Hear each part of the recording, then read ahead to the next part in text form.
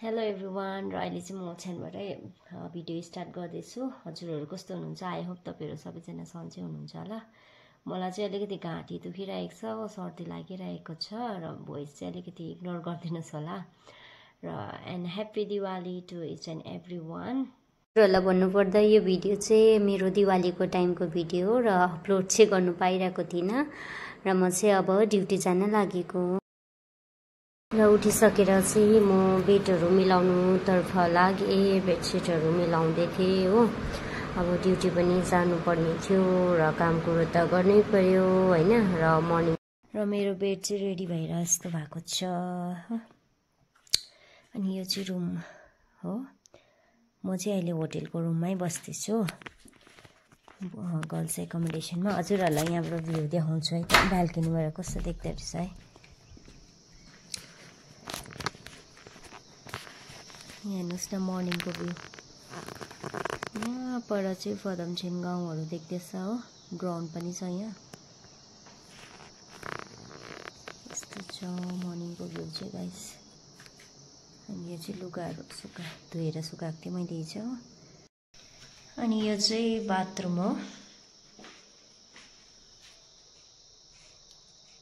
र मैले चाहिँ हजुरहरूलाई बाथरुमको टुर पनि गराइदिएको र सँगसँगै म चाहिँ ब्रसहरू गर्नतर्फ लागेँ होइन। अब ब्रसहरू अन्त म चाहिँ फ्रेस हुन थालेँ र अब फ्रेस भएर चाहिँ अलि छिटो छिटो गरेर अब ड्युटी पनि जानुपर्ने थियो होइन।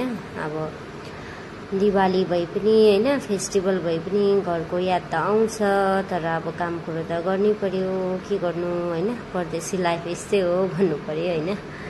अनि यस भिडियो चाहिँ मैले यो दिवालीको टाइमको भिडियो र म चाहिँ अहिले अपलोड गर्दैछु। अनि खाजा पनि ल्याएर आएँ म चाहिँ ड्युटी जानु अगाडि होइन। खाजा र अब चिया ल्याएर चाहिँ म रुममै बसेर खाजा खाएर अब चाहिँ रेडी भएर ड्युटी जानु पर्यो भनेर म चाहिँ खाजा खाँदैछु है।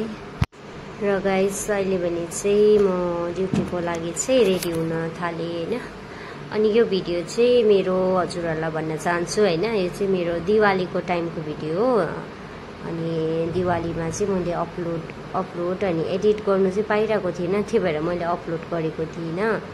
र अहिले चाहिँ म अपलोड गर्दैछु, किनभने अब दिवालीको टाइममा हजुरहरूलाई पनि थाहा भएकै कुरो होइन, अब बिजी नै हुन्छ होटलमा, त्यही भएर मैले एडिट गर्नु पाइरहेको थिइनँ। र अहिले चाहिँ म अपलोड गर्दैछु। चाहिँ म रेडी भइसकेँ र म चाहिँ ड्युटी जान लागेको। हजुरहरूलाई मेरो भिडियो के कस्तो लाग्यो? इफ हजुरहरूलाई मेरो भिडियो मनपर्छ भने प्लिज नबिर्सिकन लाइक सेयर गर्नु चाहिँ नबिर्सिनु होला। By by.